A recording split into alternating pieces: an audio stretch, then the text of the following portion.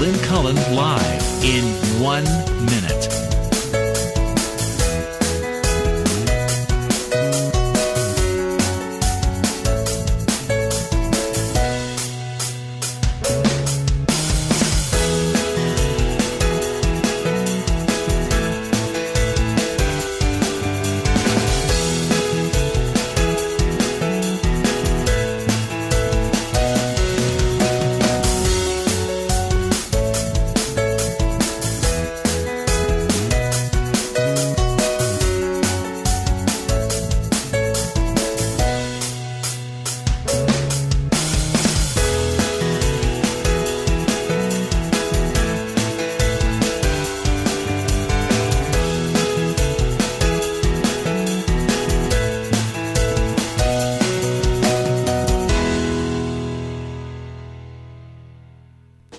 Welcome to Lynn Cullen Live at pghcitypaper.com. Email your questions and comments to Lynn at pghcitypaper.com.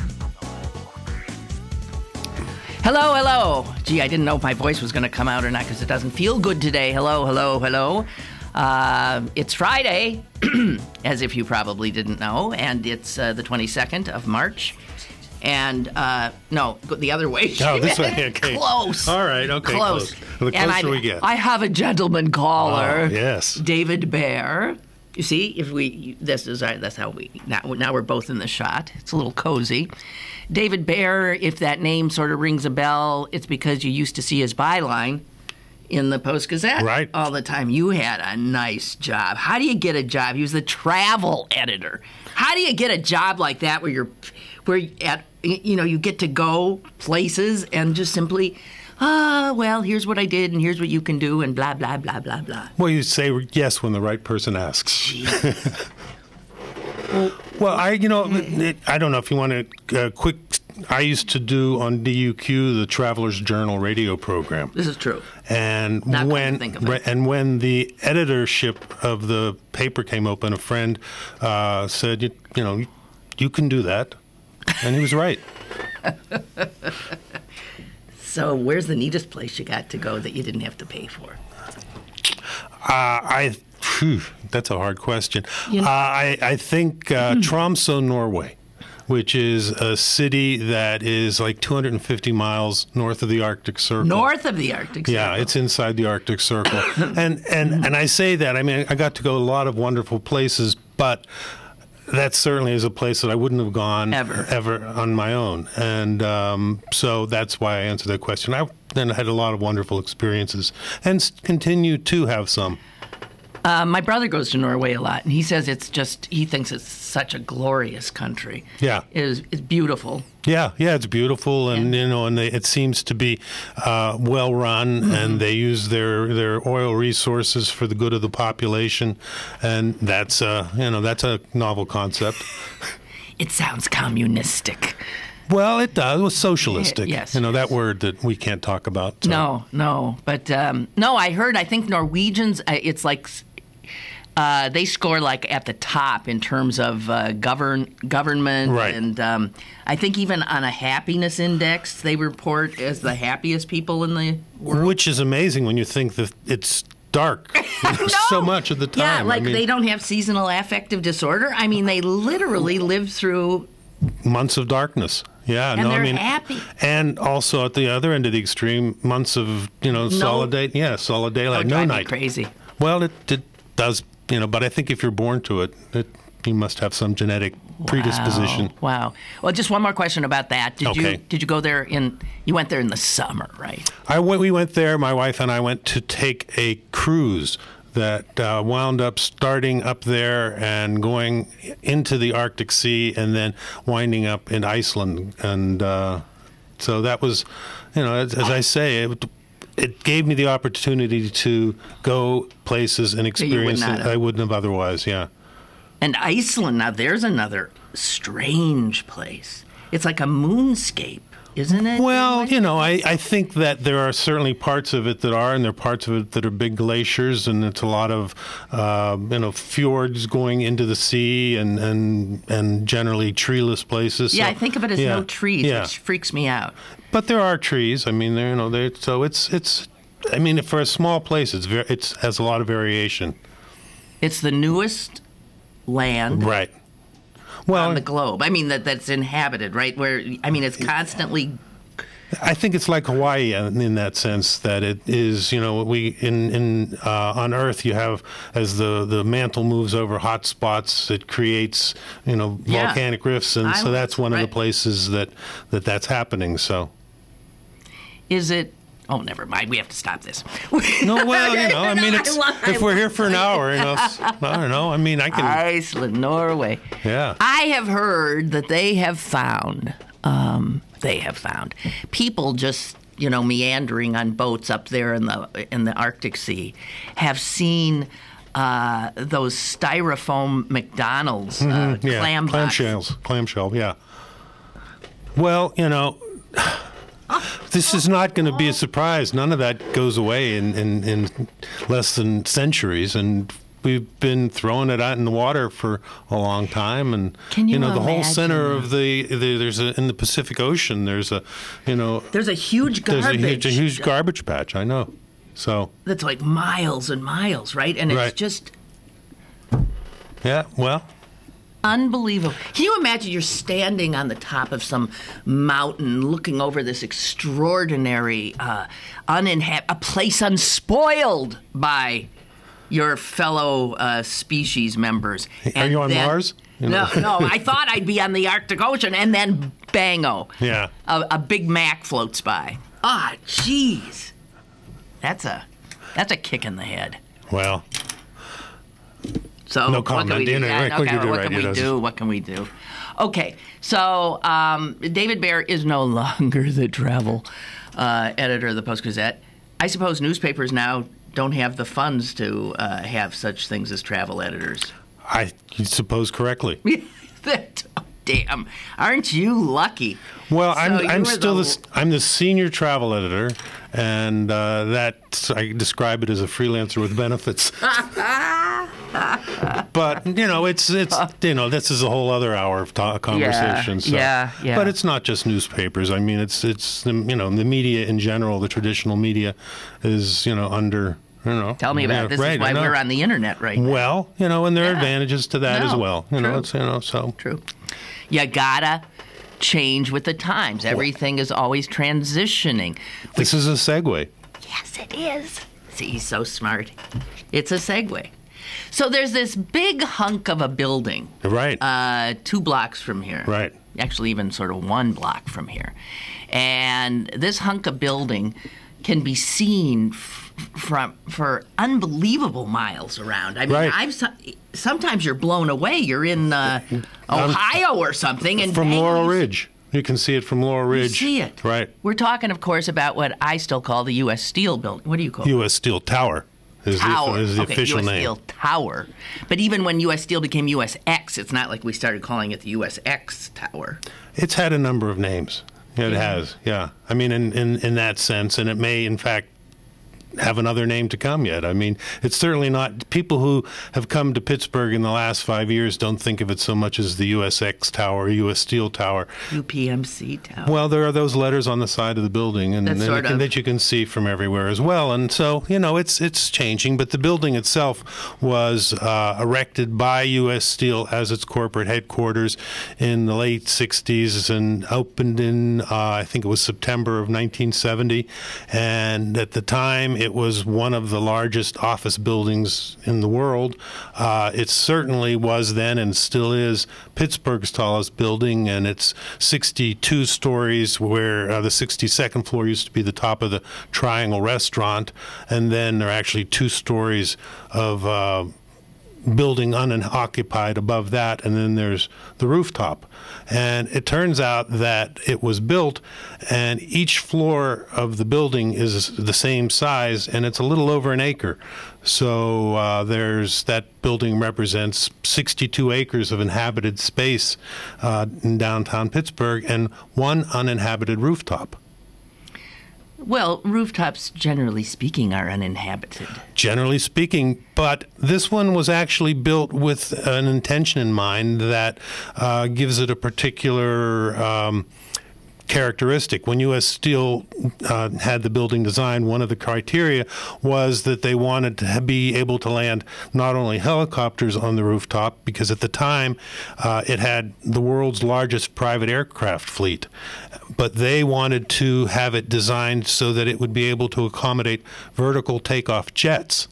Did they even exist at that time, vertical? Well, takeoff? they didn't, but they Jets? were planning ahead, and in the corporate vision at the time, they didn't want to put up this building and then say, "Oh, we should have built it for corporate takeoff jets." And that's not uncommon when people are designing buildings. I mean, the Empire State Building, when it was built, was actually designed to be, the spire at the top was supposed to be a landing port for dirigibles, and the idea was that How do you land on a point? Well, you tie up you to the tether you tether to the point, and you have a gangplank, and you walk out, and you get in the building. And wouldn't that have been nice? So get to central Manhattan with the Hindenburg, basically. So you can imagine, even before it got to that idea, they realized that it was not very practical to tie up these huge objects at the top of a building, and that idea was given up within months of the building opening. And then 6 months later, they opened it as a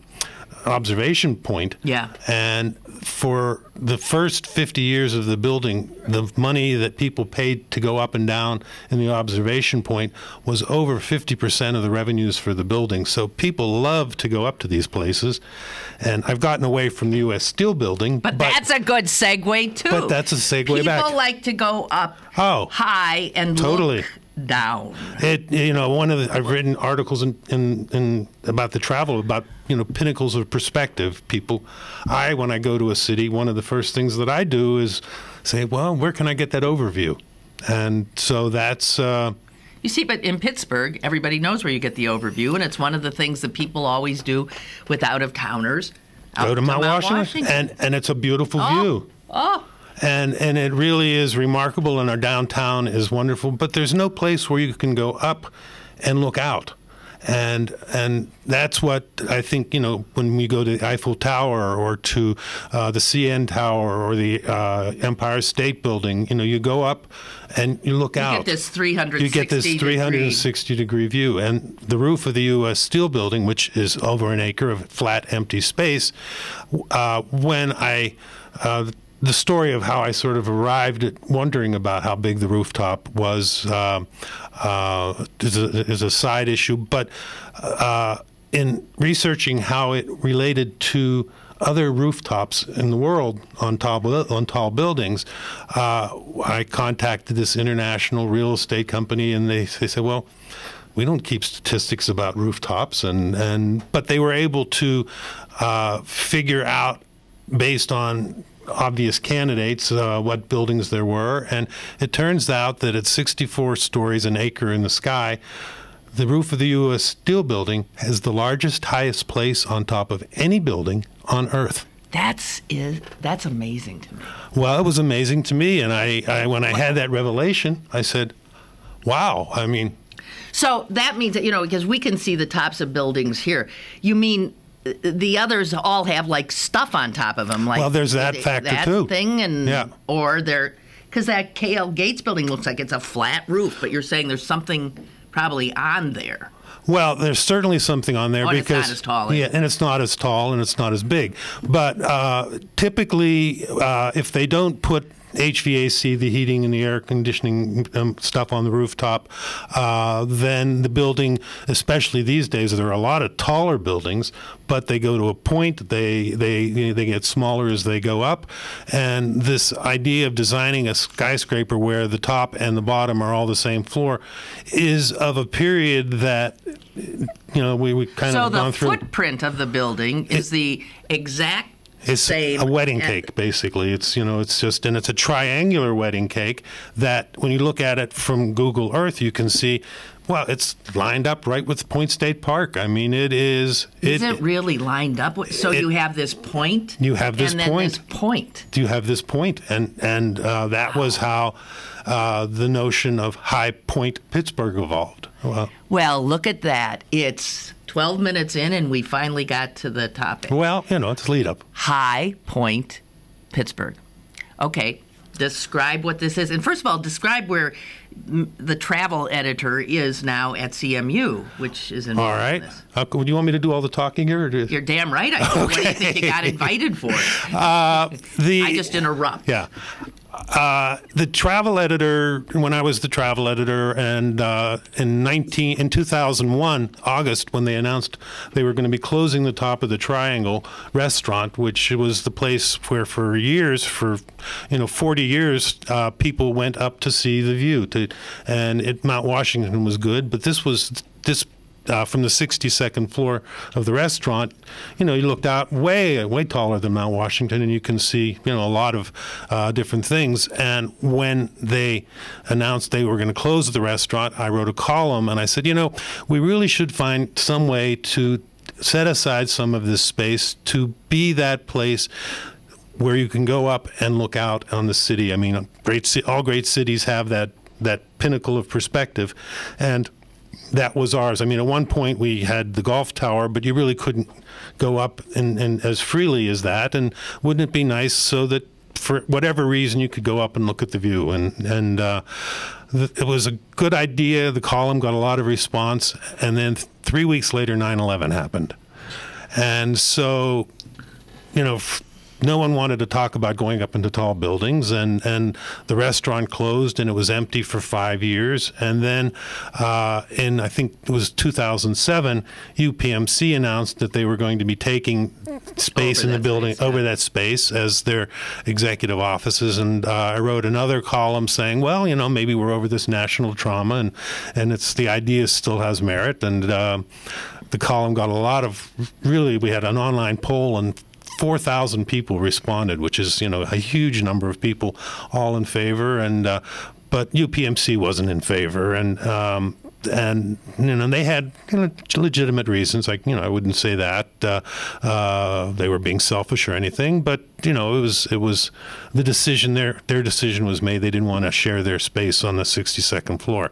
A couple weeks later, I just happened to be looking at the Google Earth satellite image of downtown, which was still, a relatively new thing at that point. Maybe that's not true, but I looked at the rooftop and I said, wow, what a big, flat, empty space, and there's nothing on it. And that was sort of the kernel of the idea that, the question that followed was, what can we do with that?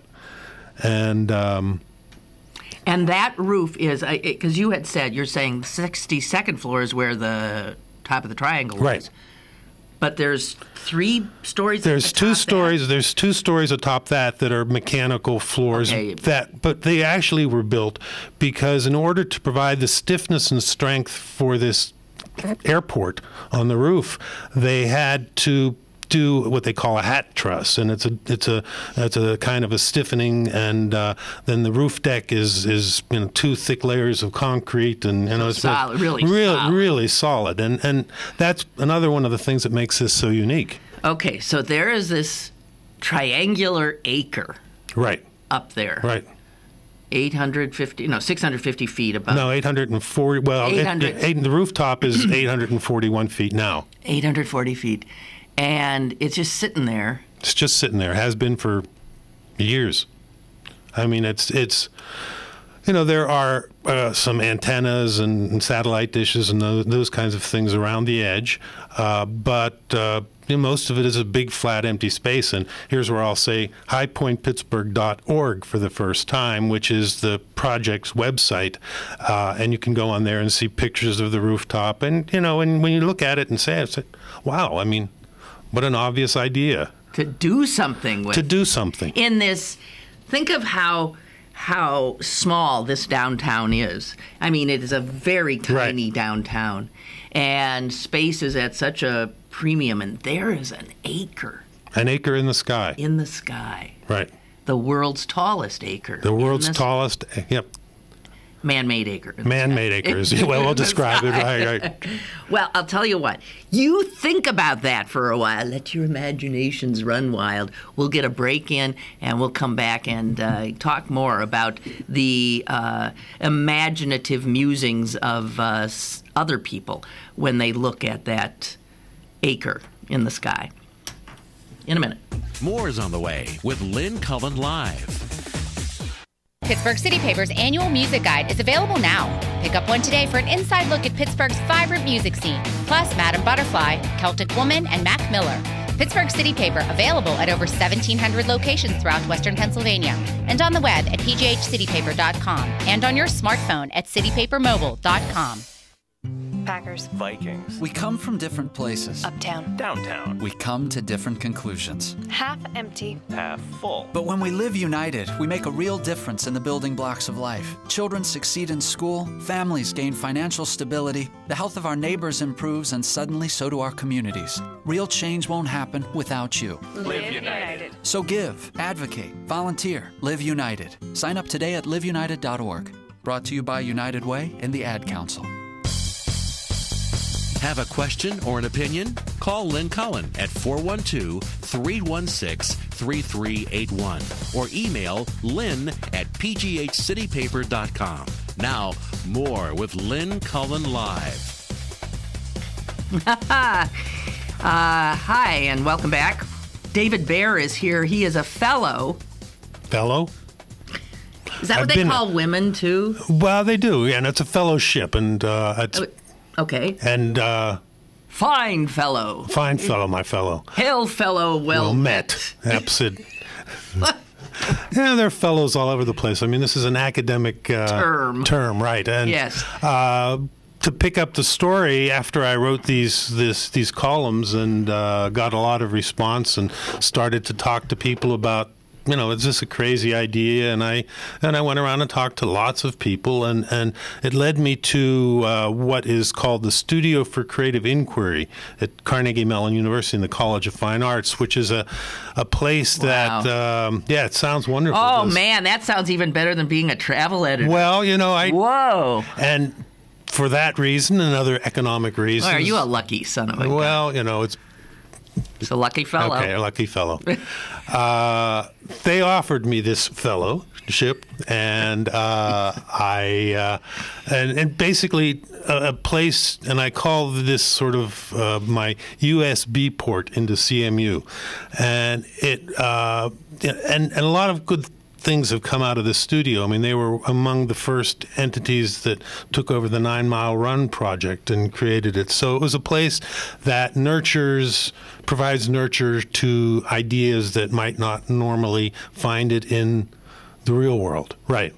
And so that opportunity has given me a chance to plan and participate a series of projects on the CMU campus designed to creatively imagine what could be done on this rooftop, and the process has involved at one with the first thing we had an architectural sketch design, and every student in the CMU architecture school was divvied up into teams, with each one with a faculty member, and so they had 32 teams, and they had 5 days to come up with a design for the rooftop or something. A concept.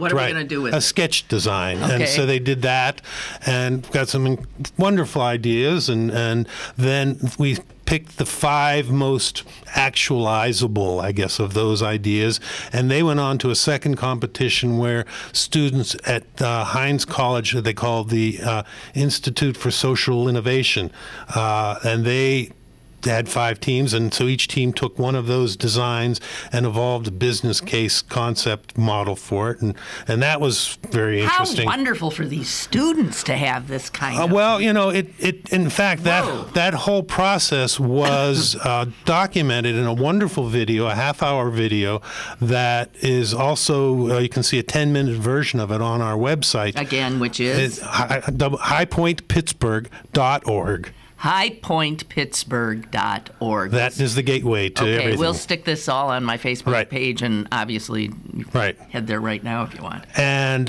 so at any rate, we then had a process and we picked a winner, and but they were all wonderful ideas, but not really anything that you could see actually happening, and none of them were based on deep research or analysis of the situation, of the possibilities, of the limitations, or all of those things. I mean, this is a totally unique idea, and so there's no real precedent for it in the world, and they took on the challenge, and I had the following semester, I had 12 wonderful graduate students from the Heinz College who spent a whole semester working on what essentially was a feasibility study for what could be done in terms of the physical possibilities, and if what would it require, what would it require in terms of risk, and just a full assessment. Who would go, how would it support itself, and try to look at the entire problem in a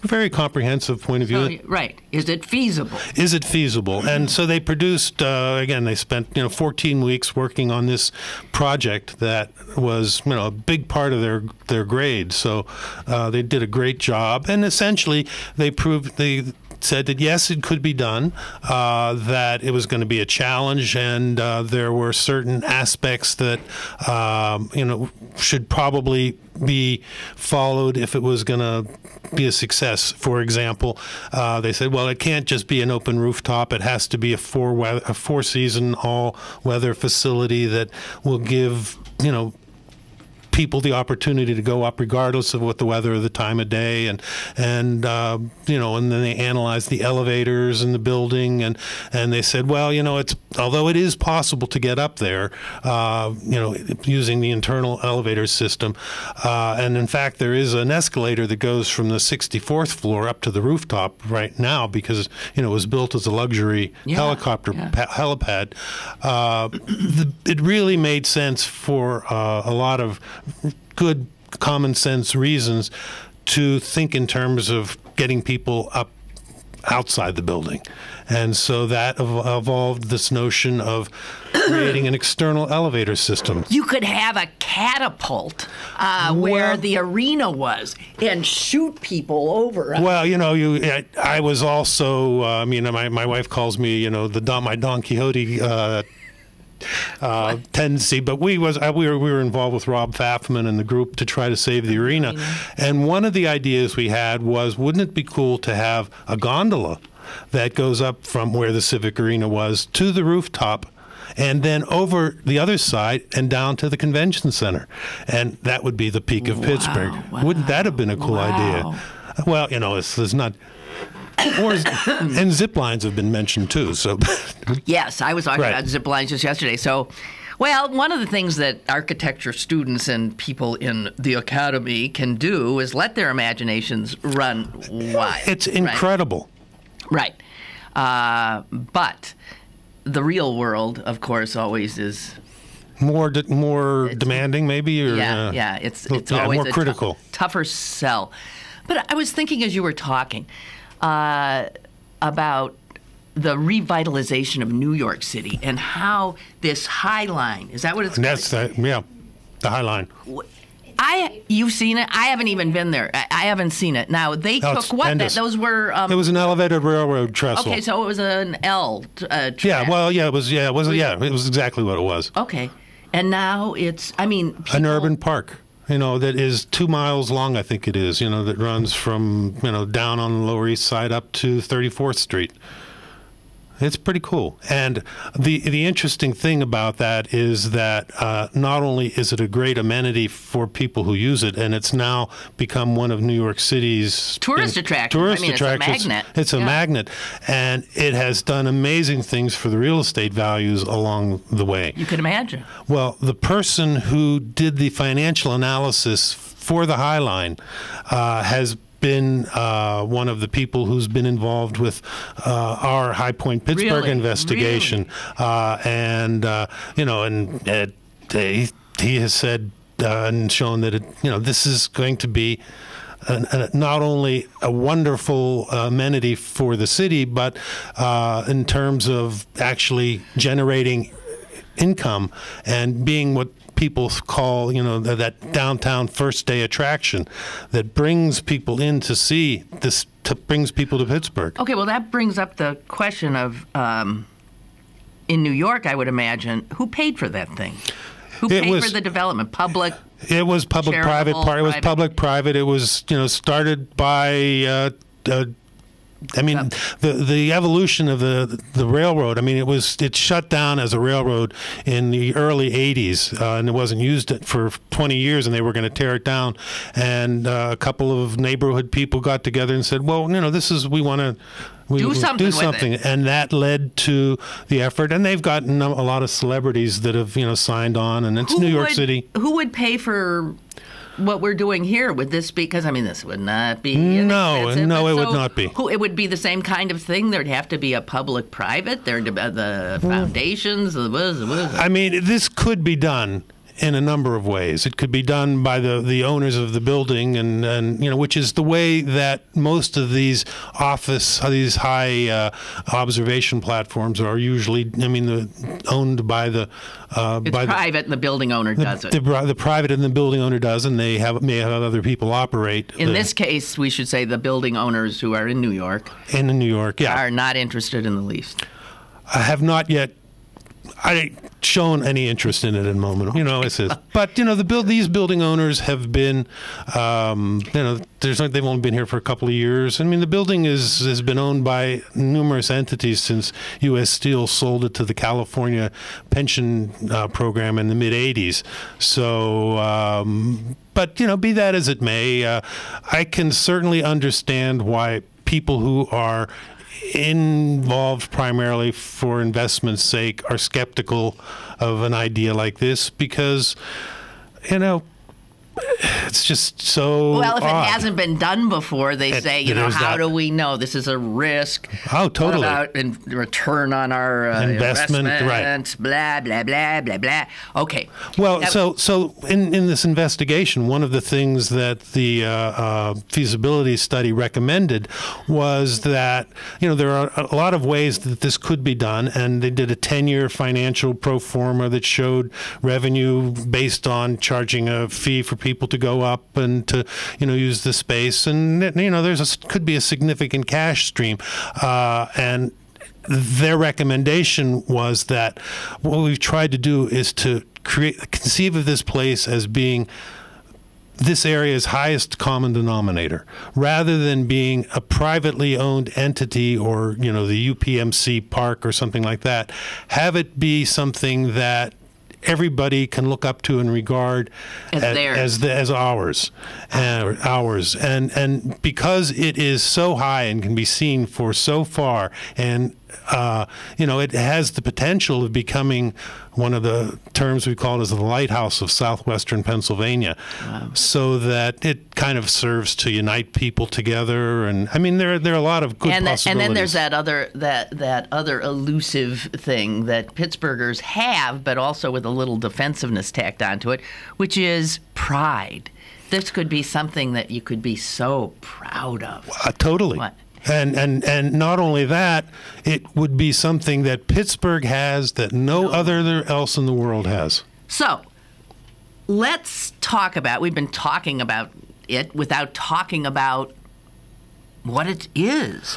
So, what is in this acre? What makes me want to, besides the view, why would I go there? Well, the architectural design that evolved out of all of this discussion, again, which, as you can see on the website, envisions covering this entire acre with a glass atrium situation that's actually probably 3 stories high. And in that, you have the roof acre, which is there now, and then you have a second balcony kind of promenade level that, because we've got a lot of space here that we're talking about, and and then on top of this, on the roof, on the outside, we have designed what we call the Pittsburgh Promenade, which is a rooftop open air glass wall walled place where you can go up and you would be, 900 feet in the sky, and with the roof over your head, and just have this incredible view. And, so those are the 3 levels that we conceive of. And in that space, because we have a lot of room, there is the center area is on the main floor is what we call, stage HP, which is a large gathering area, which can also be a performance venue. And there's been some discussions about having live performances and things there. There is an art gallery in the sense of a display space, and having a place where we can show Pittsburgh art and have it then a gift shop attached to that. There is a restaurant, the fine dining, we call it the new Top of the Triangle restaurant. There is the Pie in the Sky Cafe, where you can go get a light bite to eat, and there's the High Bar, which is, we call it Pittsburgh's loftiest watering hole. There is, and then each corner, because the building is triangular, in each corner of the building we have a 2-story, what we call Viewseum, which is basically, it's a garden area, but you have huge glass walls that just, you can celebrate the view. And if the building is triangular, but the corners are actually cut in, so what we are proposing is to kind of square off that corner with a glass floor, so that you could step out and look down 900 feet down to Grant Street. And so there's that. And then up on the second, on the promenade level, we have, or the balcony level, we have, there are several function rooms for weddings and bar mitzvahs and corporate events. There are 2 50-seat video theaters, so you can go in and see short video presentations. And then on the rest of that area, there are kiosks where you can go in and access all sorts of programming and interactive information about Pittsburgh, so that it functions as kind of a high-tech tourist center that you can learn about the geography and the history and the commerce. They could tell you at what you're looking at, and talk about the green and all the culture and all of just. And one of the other concepts I just think that sounds so wonderful. Is it something to tie Pittsburgh together, all of the assets that Pittsburgh has. So that's the high vision. And then, of course, we have the rooftop, and which is, I think, that is pretty spectacular. We've got it up on your screen now. Yeah, PJ, thank you. He sent me the Google Earth picture, and doesn't quite line up. Well, it lines up. If you look at it, if you pull back a little bit and you see it actually lines up with the Ohio River, because the river has a bend in it when it goes there. But let's not quibble here. Okay, so it is fascinating though. There's this triangular thing going on. So there it is, and there it is, and when it was built, it was U.S. Steel. We referred to it as the Steel Triangle and the Golden Triangle. So, they had this is not an accident that this is built this way. No, of course not. Yeah. Look at that. Yeah. Oh, it's just glorious, guys.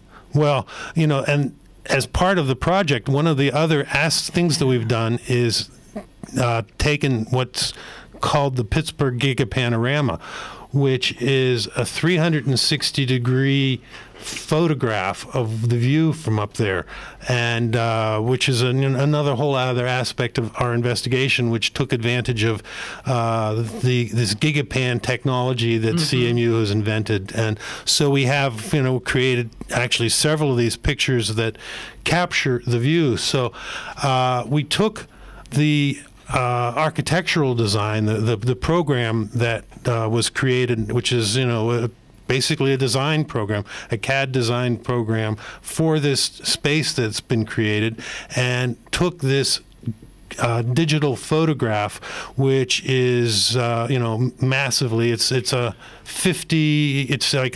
gigabytes of information. Do you have internet? Can you get internet access here? No. Yes, I can. Okay, well, I'll tell you. You want to take another break? Yeah, we'll take a break. Okay. And What are we looking? We're going to your site. Highpointpittsburgh. Highpointpittsburgh.org. And you can also get their .com too. And if you're, I imagine you're at your computers, many of you, you might want to do this with us. Yeah. Yeah. Okay. So we'll go and take a quick break. Why am I? Okay, I got it. I am known as an. And technically right, I know. What you know? You can see a techno idiot. Yeah. Okay, wait. Just all right. Okay, we got it. Okay, email quick your break. questions and comments to Lynn at pghcitypaper.com or call Lynn at 412-316-3381. Lynn Cullen Live will return in a moment. Go to bergbargains.com for great deals on gift cards from your favorite local restaurants, museums, and shows. This week only, get discounts up to 50% for the Symphony, Opera, and City Theater. bergbargains.com, Pittsburgh's best bargains. bergbargains.com.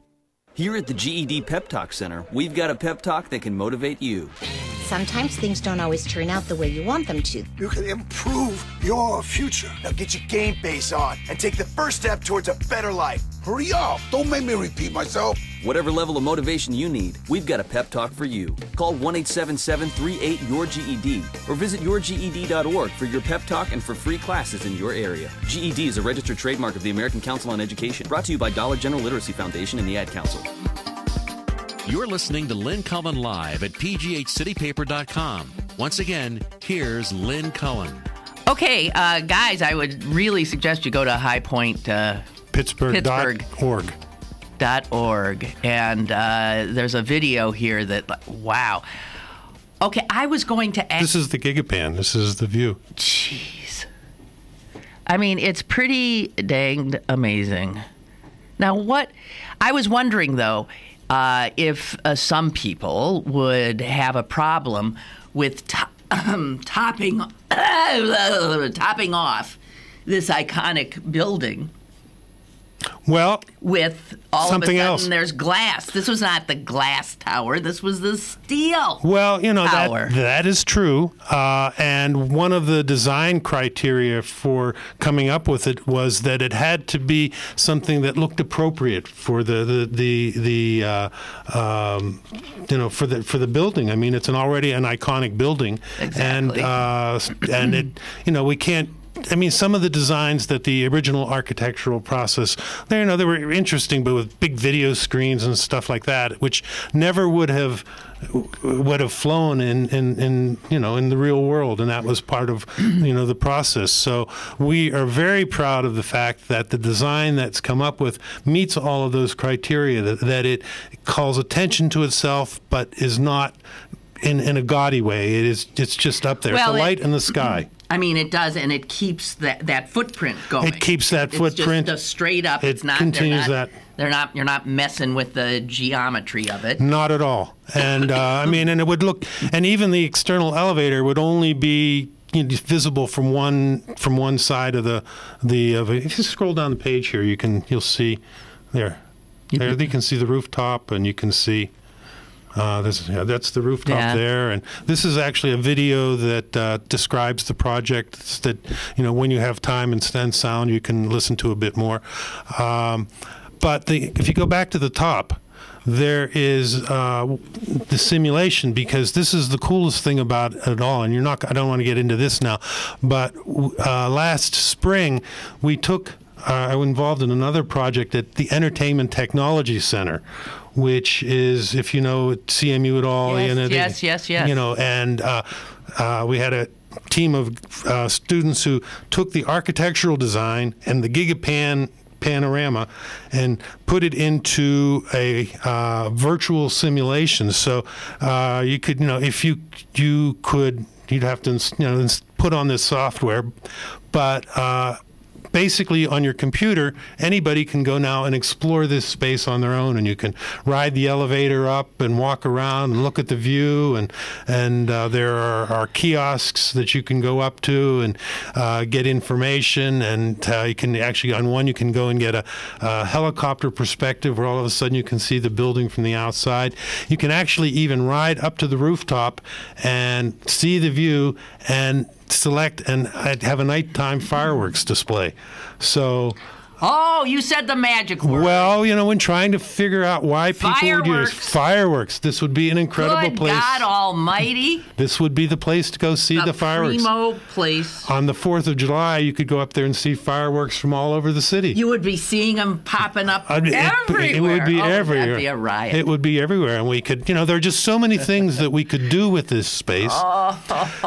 Some of what you can't see in this is the fact that in addition to designing this incredible space on top of the building, they also designed it so that it takes advantage of photovoltaics and wind energy. What? What did you say? Well, basically, we want the photovoltaics, which is basically how using the sun to make electricity, using the 22-mile-an-hour average wind up there to make electricity, to have this structure on top of the building become a downtown dynamo that actually generates a lot of its own electricity, that captures rainwater and repurposes it, that becomes this, good Lord, paragon of green and sustainability. I mean, we have always tried to design this to the highest possible purpose. Well, I say, what the hell? Let's do it.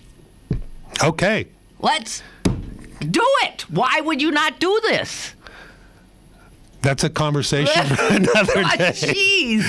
Okay, so what can people like me who are now, all excited about this, and I assume a lot of people in the audience too, is there anything we can do to help light a fire under this effort? One of the next steps that we're taking now is to create an organization called Friends of High Point Pittsburgh that the project has evolved a lot on the CMU campus, but in order for it to have a ghost of becoming a reality, it has to live on its own. It's not something that CMU's in a position, that's not what they're going to do and take on. So we are now forming Friends of High Point Pittsburgh, and if you go to highpointpittsburgh.org, and there's information right there about how you can become a friend of High Point Pittsburgh, and we are looking for anybody who's enthusiastic about the idea, who can has resources or has knowledge about how to help move it forward, because the idea is if enough people want it to happen, it's going to happen. That the building is going to be there for a long time. I mean, they're not going to tear it down and put up a bigger one. It is going to be a central element in Pittsburgh's future. Well, we keep hearing about the downtown, changing now and being revitalized, and there's lots of building. This would seem like a time that this would capture the imagination of many people. Well, any of the mayoral candidates into it? Well, I have had discussions with. I bet Peduto would be. He featured this. This process has been an evolution. It's been an investigation, and as the idea has evolved, and I've gone around and talked to various people, and Bill Peduto has a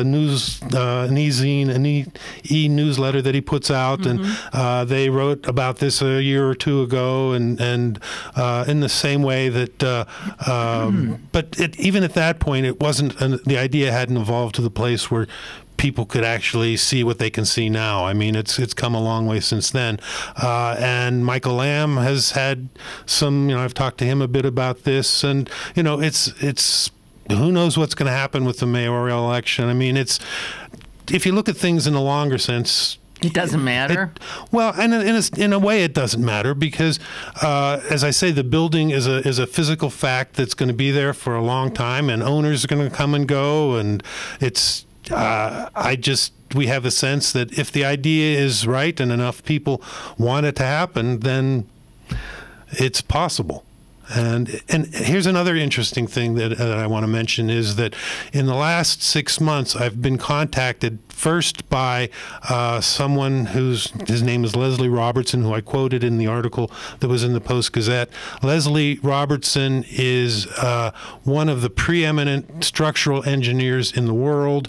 He, in addition to designing the U.S. Steel building at the time, he designed PPG Place and the World Trade Centers, the old World Trade Centers, the new World Trade Centers they're involved with. They put up, the Bank of Shanghai. I mean, his company is a major player in the world of structural engineering today. And he contacted me, and we've since has struck up a relationship. He has the original building plans, and he's looked at those, and he's looked at our building plans and has said, this is entirely possible to do from a physical point of view.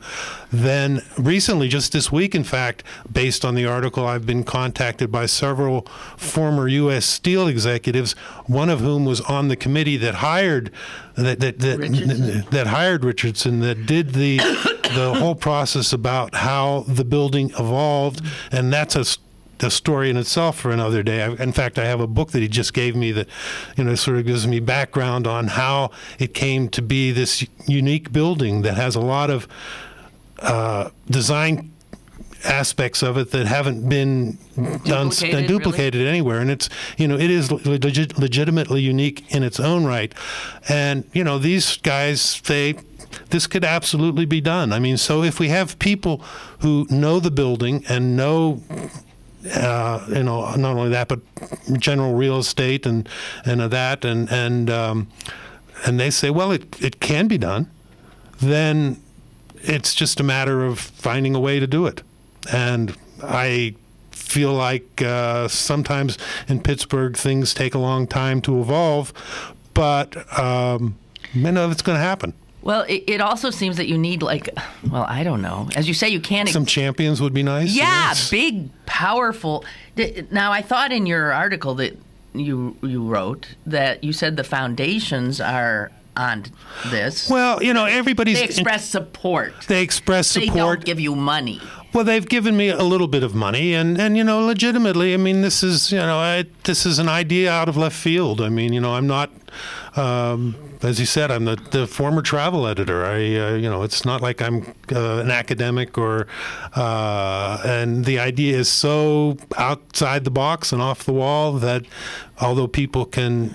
It doesn't seem that outside the box and off the wall to me. Well, the part of that is because of the evolution that the idea has come to get to this point, so that a lot of the people that I've talked to over the period of time haven't seen it in its final stages yet. Or I say final, it's only an idea. It's an idea of what could be done. It needs to have a lot more done to it that would make it more creditable. But it seems that it certainly is worth consideration. I would agree with that. But it's also you saying a bit quick. See, I'm already getting all excited, and I'm thinking, just calm down. Is it quixotic, truly? I sometimes feel that, and if it wasn't that so many people have reacted so positively to the concept that it's been affirmational in the process of going forward, and it's. PJ writes, if you could go to a high hill on a clear day just west of Greensburg on Route 30, you can see the tower. I would make the trip to the top just to see if I could see the spot from Pittsburgh. The fireworks at the end of the simulation on the website is really great. Just imagine the beacon it would be when the top is lit up in the evening. Well, that, and I actually think that it would be a beacon internationally, that people would be able to visit it virtually, visit it online, come and see it, and become one of those places that people, if they're planning a trip to the U.S., they say, wow, I have to go see, High Point, Pittsburgh. And I just think it would be a beacon in that sense as well. highpointpittsburgh.com and .org will get you there as well. So eventually you say you've got to sort of leave the warm bosom of CMU, and this has to happen beyond Well, think in terms of potting plants, and the idea has sprouted, but in order for it to really grow, it has to get in deeper roots and really grow off of the campus. It sure would be helpful if a big guy like UPMC got behind it.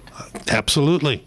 Yeah. Absolutely. And, who knows? I mean, it's one of the other Pollyanna-ish ideas that I have is that, Pittsburgh has been known in the past as a place that can come together to do amazing things.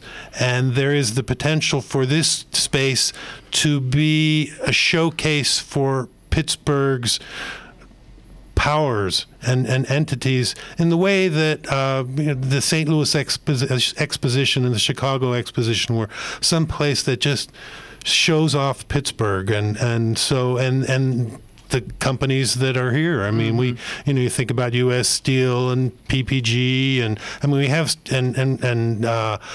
we have such entities.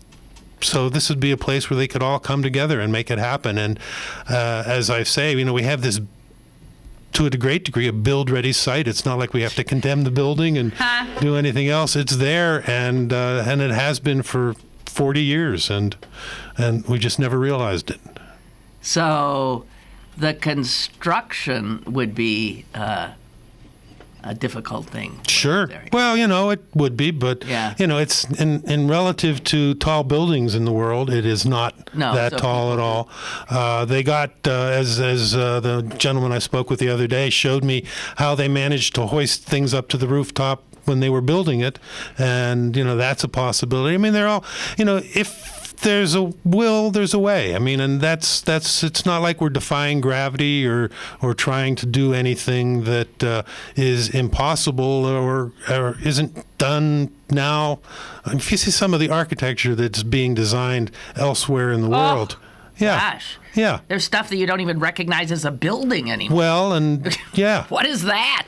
And it's a building. It's odd. It's interesting that Les Robertson, who is the designer, has when in talking about this, one of the things he said, you can build anything up on top. That the building itself is strong enough, and the way that we've designed it, it actually builds on top of the structural supports of the building. Now, the issue is the external elevator, which is problematic. But he said we do these all the time around the world, to design elevator systems, and so they're actually looking at now how realistic is the design that was proposed, because we wanted to have a system that would be able to get 600 people up and down in an hour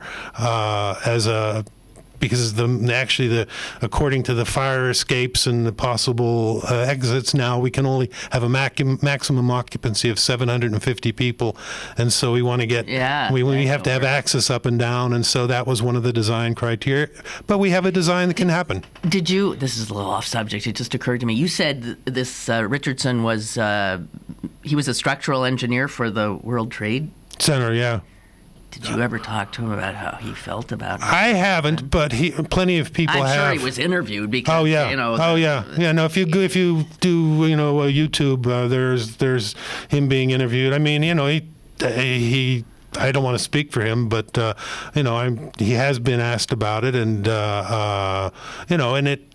I mean, let's face it, it was not something that anyone conceived of ever happening, from a design point of view. Yeah, you did not need to build a building to withstand impact with a... And there were apparently some shortcuts that were taken that made it a little bit more vulnerable, that, the stairwells of the building, of both buildings, were designed in a way that didn't use cinder block to make it a fireproof stairway. I mean, but that was not the architects, the structural engineers. That was the company that built it. Anyway, there are many stories here. So wow. So again, the website, fascinating, and if this were to take off, I mean, we gonna live long enough to see this? I mean, wouldn't it? Yeah, I'd like to think so. I mean, I have plans for celebrating the opening, but it is, and it's something that, if people decided tomorrow, let's do it, there's no reason why it couldn't be done. We never put a price tag on this. Well, it's hard to put a price tag on something. It keeps getting bigger as we wait. Well, there's that, but we, even with the price tag that we've estimated, and again, it's hard to estimate with any precision on such an imaginary idea, but the discussion is sort of in the $70 to $100 million range, which is a big number until you consider that this is going to be something that's going to generate and pay back its own its own revenue, be self-supporting. We've even talked about, if it was organized in the right way, that it could be used as an economic generator that could throw off money to the Parks Conservancy and various other entities to help fund those other public places. I mean, if it was done in the right way, and I say right in the sense that it needs to address these issues rather than private gain, it could be amazing. Yes, it could be amazing. Well, this has been I love imagining these things. How wonderful. So, what do you do on a daily basis with this? Some days they just sit around and dream. Well, it's like we are inventing it as we go along, and trying to sort of invent Friends of High Point Pittsburgh as an entity that will serve what is still an imaginary project is a challenge, but it's one that people seem to gravitate to. Okay, well, think about being a friend of High Point Pittsburgh. High Point Pittsburgh. And definitely check out, it's a great website. Thank you. Yeah, check out the website because it takes a flight. The ideas are clearly realizable. It's amazing. Thank you. And thank you for writing this and reminding us that this has been...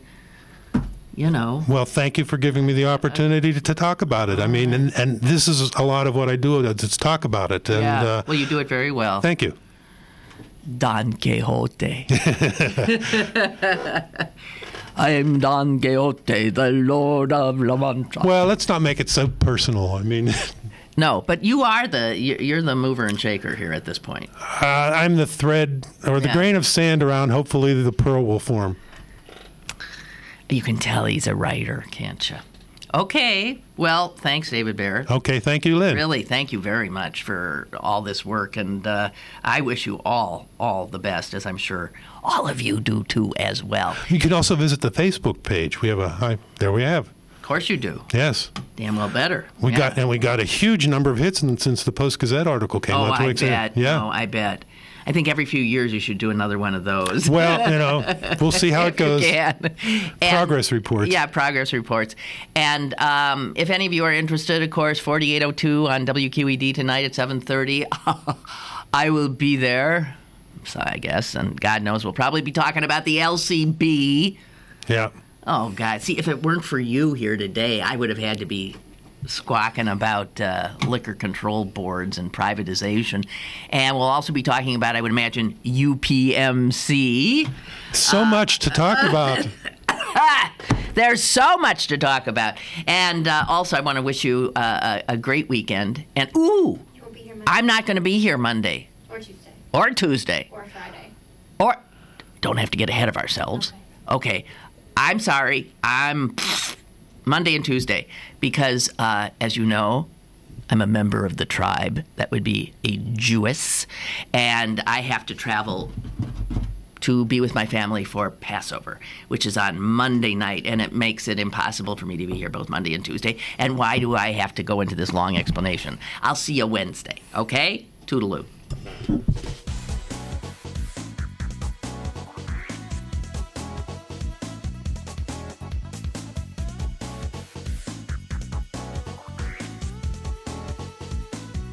Lynn Cullen Live, Monday through Friday from 10 a.m. to 11 a.m. and archived at pghcitypaper.com. The opinions expressed on Lynn Cullen Live are those of the host and do not necessarily reflect the viewpoints of Pittsburgh City Paper, Steel City Media, and its advertisers.